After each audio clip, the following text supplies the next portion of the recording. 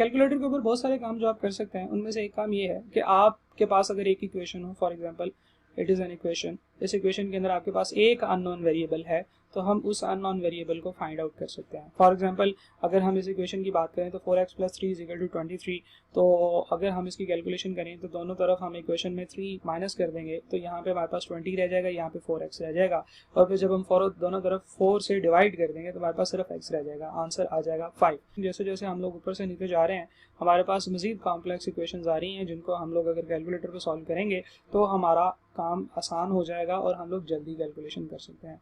इस मकसद के लिए मेरे पास कैलकुलेटर है, मैं इस कैलकुलेटर के ऊपर ये वाली कैलकुलेशंस कर सकता हूँ। फॉर एग्जांपल ये सबसे पहली कैलकुलेशन करते हैं। यहाँ पे आपने इस इक्वेशन को एंटर करना है। इस इक्वेशन को सॉल्व करने का तरीका ये है कि आप इस इक्वेशन को कंप्लीट एंटर करें। तो इक्वेशन को कंप्लीट एंटर किस तरह से करेंगे, 4 प्लस, अब आपने x लिखना है। x हमारे पास यहाँ पे ये नज़र आ रहा है आपको, देखें डिफरेंट टाइप के मोड्स होते हैं। एक शिफ्ट मोड होता है, जब आप शिफ्ट प्रेस करते हैं तो इस बटन के फंक्शन खत्म हो जाते हैं। फॉर एग्जांपल सबसे पहले अगर मैं 0 प्रेस करूंगा तो ये 0 ही रहेगा, लेकिन अगर मैं शिफ्ट प्रेस करके 0 प्रेस करूंगा तो 0 नहीं लिखा जाएगा, बल्कि ये ऊपर RAND का जो फंक्शन नज़र आ रहा है वो लग जाएगा। फॉर एग्जांपल अगर मैं प्लस का बटन साइन प्रेस करूंगा या मैं मल्टीप्लिकेशन का बटन प्रेस करूंगा तो मल्टीप्लाई करने से सामने यहाँ पे मल्टीप्लाई लिखा हुआ है। हाँ, अगर मैं शिफ्ट और मल्टीप्लाई का बटन प्रेस करूंगा तो ये NPR की कैलकुलेशन करना शुरू हो जाएगा, परम्यूटेशन की कैलकुलेशन करना शुरू हो जाएगा। इसी तरह से अगर हम लोग अल्फा का बटन प्रेस करते हैं जिसकी कोडिंग है रेड, तो हर बटन के साथ जहां जहां पे रेड कलर में कुछ लिखा हुआ है वो रेड कलर वाला फंक्शन अप्लाई हो जाएगा, राइट।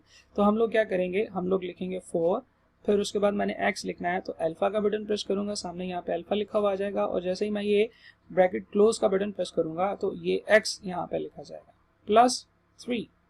जैसे ही आप +3 प्रेस करेंगे, अब आपने इक्वल टू प्रेस करना है। ये इक्वल टू ये वाला बटन नहीं है, इक्वल टू का बटन ये देखें, ये अल्फा के साथ यहाँ पे CALC के बटन के ऊपर आ रहा है। तो जैसे ही मैं अल्फा CALC करूंगा तो यहाँ पे इक्वल टू का बटन लिखा जाएगा, देन 23 प्रेस करूंगा तो मेरे पास यहाँ पे ये इक्वेशन पूरी नज़र आ जाएगी। अब इस इक्वेशन को मैंने सॉल्व करना है। इस इक्वेशन को सॉल्व करने का जो तरीका है, जो मेथड है, वो ये है कि मैं शिफ्ट CALC प्रेस करूँ। This is my shift and this is my CALC। तो एक्चुअली मैं शिफ्ट CALC का बटन प्रेस कर रहा हूँ, तो मैं क्या बटन प्रेस कर रहा हूँ, मैं एक्चुअली सॉल्व का बटन प्रेस कर रहा हूँ। तो जैसे ही मैंने इसको प्रेस किया तो मेरे पास आया सॉल्व फॉर x। मैं कहता हूँ यस, इसे सॉल्व करें, तो उसने मुझे कहा कि x = 5, left minus right = 0। This means कि अगर मैं x 5 रखता हूँ तो left hand side of this equation will be equal to right hand side of this equation, right. तो इस तरह से हम लोग एक अननोन वेरिएबल फाइंड आउट कर लेते हैं। For example there is another example जिसे हम कहते हैं 4 plus alpha x power 3। Power 3 के लिए देखें आपके पास ये x² का बटन है और ये x³ का बटन शिफ्ट के साथ आ रहा होता है, तो शिफ्ट x3, तो ये मेरे पास पावर 3 आ जाएगी। या अल्टरनेटिवली मैं यहाँ से डिलीट करता हूँ इसे, अल्फा x, और मेरे पास ये x की पावर और ये बॉक्स बना हुआ है, यानी कि इसकी पावर में मैं कुछ भी लिख सकता हूँ। तो यहाँ से मैं पावर का बटन प्रेस करके 3 का बटन प्रेस करूंगा तो पावर 3 आ जाएगी। आइदर वे आप ये काम कर सकते हैं दो तरीकों से। अल्फा इज इक्वल टू, जिससे कि इक्वल टू का साइन आ जाएगा, then is equal to 5। Now shift CALC solve for x is equal to, तो देखें उसने कहा कि अगर x में 1 रख दूंगा तो लेफ्ट हैंड साइड और राइट हैंड साइड बराबर हो जाएगी। लेफ्ट हैंड साइड और राइट हैंड साइड दोनों का आंसर 5 आ जाएगा। तो left hand side minus right hand side will be equal to 0 when x is equal to 1, right. Similarly कुछ और इक्वेशंस देख लेते हैं। For example 4 plus 5 power 2 alpha x। हमें पता है कि जब हमारे पास अननोन वैल्यू पावर में चली जाए तो हम उसको लॉग के फॉर्मूलाज के थ्रू, लॉग के रूल्स के थ्रू सॉल्व करते हैं। लेकिन लॉग के थ्रू सॉल्व करने की बजाय अगर हम स्ट्रेट कैलकुलेटर से करना चाहें तो हम इस तरह से अननोन वेरिएबल लिख देते हैं। अब इस वक्त हम लोग पावर एंटर कर रहे हैं, तो हमें राइट एरो प्रेस करना है, जिससे हम पावर से बाहर निकल के मेन लाइन में आ जाएंगे और मेन लाइन से हम लोग इसकी एंट्री को कंटिन्यू कर सकते हैं। नेक्स्ट, अब मैंने अल्फा इक्वल टू प्रेस करना है, देन मेरे पास क्या होगा 1 5 6 2 9, 1 5 6 2 9 एंटर कर दिया। उसी तरह से शिफ्ट कैलकुलेशन, यानी कि शिफ्ट हम सॉल्व करेंगे इज इक्वल टू, तो उसने थोड़ा सा टाइम लेने के बाद मुझे बताएगा कि x का जो आंसर है x इज इक्वल टू 3। जब हम x 3 रखते हैं तो हमारे पास इस इक्वेशन का की लेफ्ट हैंड साइड और राइट हैंड साइड बराबर हो जाती है। हम लोग एक और एग्जांपल देखते हैं। फॉर एग्जांपल हमारे पास एक क्वेश्चन है जी 6 पावर 3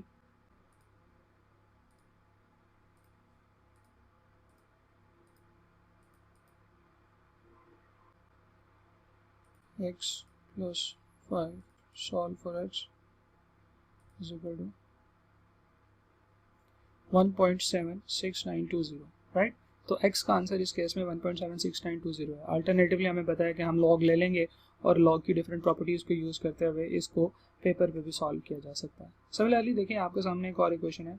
जैसे जैसे हम लोग मज़ीद क्वेश्चंस देखते जा रहे हैं हमारी जो अननोन वेरिएबल है वो डिफ़िकल्ट होता जा रहा है, ठीक है जी। तो इस तरह के इक्वेशन को जब आप एंटर करने लगे हैं तो आपने काफ़ी ध्यान से इसे एंटर करना है, ब्रैकेट्स का प्रॉपर इस्तेमाल करना है, और अगर आपने इसका प्रॉपर इस्तेमाल ना किया तो आपके पास अननोन वेरिएबल नहीं मिलेगा। क्वेश्चन देख के पता चल रहा है कि हमारे पास ये एनवीटी ड्यू की प्रेजेंट वैल्यू का फार्मूला है, और एनवीटी ड्यू की प्रेजेंट वैल्यू के फार्मूला में प्रेजेंट वैल्यू है 299,980। आपकी जो पेमेंट है वो है 10,751 की, और x/4 का ही मतलब है आपकी साल में 4 दफ़ा कंपाउंडिंग हो रही है। -10 का मतलब ये है कि 10 ईयर्स की कंपाउंडिंग है, तो हम लोग 10 ईयर्स की पेमेंट्स देखेंगे, यानी कि टोटल 40 पेमेंट्स हैं जिनको जमा करके हम 299,980 हासिल करना चाहते हैं। तो बिल्कुल उसी तरह से क्वेश्चन लिखेंगे 299,980 अल्फा इज इक्वल टू। अब जो चीज़ हमने लिखनी है वो एक फ्रैक्शन के अंदर है। तो सबसे पहले हम लोग फ्रैक्शन का बटन प्रेस करेंगे। जैसे ही फ्रैक्शन का बटन प्रेस करेंगे एक मेन फ्रैक्शन आ जाएगी जिसमें कर्सर अब ऊपर ब्लिंक कर रहा है। हम लोग लिखते हैं 10751। इसके बाद हमने इसे मल्टीप्लाई करना है 1 माइनस, और फिर एक और ब्रैकेट लगेगी 1 plus 1 minus, then there is a bracket, then 1 plus, then आपने यहाँ पे x लिखना है, लेकिन x भी फ्रैक्शन में लिखना है। तो यहाँ तो आप पहले फ्रैक्शन ऑन कर लेंगे, सिंपल अल्फा x लिखें तो अल्फा x लिखा हुआ आ जाएगा, और जैसे ही आप ये बटन प्रेस करेंगे फ्रैक्शन का, x ऊपर और वो नीचे आप 4 लिख सकते हैं। एक दफ़ा राइट एरो प्रेस करना पड़ेगा ताकि आप डिनोमिनेटर की एंट्री से बाहर निकल आए। अब आप ब्रैकेट लगाएंगे तो ब्रैकेट इस सारे के इर्द गिर्द लग जाएगी। अब आपने उसकी पावर लिखनी है, your power will be -40, right, 4 × 10 -40, right. एक और दफ़ा आप राइट एरो प्रेस करेंगे तो आप पावर एंट्री से बाहर निकलेंगे। जब आप ब्रैकेट क्लोज करेंगे तो आपको पता चलेगा कि आपने ये वाली ब्रैकेट जो ओपन की थी इसे क्लोज कर दिया है, और फिर इसके साथ आपको पता है कि एक और दफ़ा 1 प्लस r/n मल्टीप्लाई करना होता है। तो मैं फिर दोबारा से एक ब्रैकेट लगाऊंगा 1 प्लस अल्फा x और फ्रैक्शन में 4, राइट। अब मैंने डिनोमिनेटर में एंट्री करनी है, डिनोमिनेटर में एक और फ्रैक्शन डलेगी which is alpha x divided by 4, right. तो अब मैं इसको सॉल्व करने लगा हूँ। 6 shift solve for x is equal to कितना बनेगा जी, ये थोड़ी सी कैलकुलेशन करने के बाद मुझे बता रहा है कि your x is equal to 0.080000। इसका मतलब ये है कि ये एक्चुअली 8% हमारा रेट यहाँ से निकल रहा है। लेकिन आपने इसमें एक चीज़ का ध्यान रखना है। फॉर एग्जांपल अगर आपके पास एक अननोन वेरिएबल है, फॉर एग्जांपल अगर आपके पास होता है x² इज इक्वल टू 4, ये एक अननोन वेरिएबल है, और अगर हम इसको गौर से देखें, सॉल्व करना चाहें तो हम कहते हैं कि जनाब x² का स्क्वायर रूट लिया, 4 का स्क्वायर रूट लिया, तो x² की 2 पॉसिबल वैल्यूज़ आ सकती हैं, -2 और +2, क्योंकि अगर हम लोग +2 का स्क्वायर लेंगे तो वो भी 4 आएगा, और -2 का स्क्वायर लेंगे तो वो भी 4 आएगा। लेकिन अगर हम इस स्क्वायर वैल्यूज़ को इस कैलकुलेटर के ऊपर सॉल्व करने की कोशिश करेंगे जैसे हम लोग पहले करते रहे हैं, for example alpha x² alpha is equal to 4 shift solve, तो ये हमें x का सिर्फ एक आंसर बताएगा, x is equal to 2, x का -2 का आंसर नहीं बताएगा, आप इसे सिर्फ एक ही आंसर निकाल सकते हैं। इसलिए हमने ये ध्यान से देख लेना है कि कहीं ऐसे तो नहीं है कि x की पावर में 2 लिखा हुआ है, तो अगर x की पावर 2 होगी तो इसमें 2 पॉसिबल आंसर्स होते हैं। तो अगर 2 पॉसिबल आंसर्स होंगे तो फिर इस तरीके से अगर हम सॉल्व करेंगे तो हमें सिर्फ एक पॉसिबल आंसर पता चलेगा, दूसरा पॉसिबल आंसर हमें पता नहीं चलेगा। इस तरह की क्वेश्चंस को जिनमें अननोन वेरिएबल की मैक्सिमम पावर 2 होती है, इसे हम क्वाड्रेटिक इक्वेशन कहते हैं, और इस तरह की क्वेश्चंस को क्वाड्रेटिक इक्वेशन के तरीके से सॉल्व करते हैं। वो भी इंशाल्लाह हम लोग अगली वीडियोस में देख रहे होंगे। लिहाजा आपने ये जरूर देख लेना है कि कोई ऐसा तो नहीं है जिसमें x की पावर 2 है, x की पावर 2 है तो फिर उसमें अननोन वेरिएबल 2 होते हैं, यहाँ से सिर्फ एक का आंसर निकलेगा। तो this is the limitation of this function. However हम लोग अगर x² की कैलकुलेशन करनी हो तो हम फिर इस फंक्शन के थ्रू करते ही नहीं है, हम एक और फंक्शन यूज करते हैं जो हम अगली वीडियोस में देख रहे होंगे। Thank you.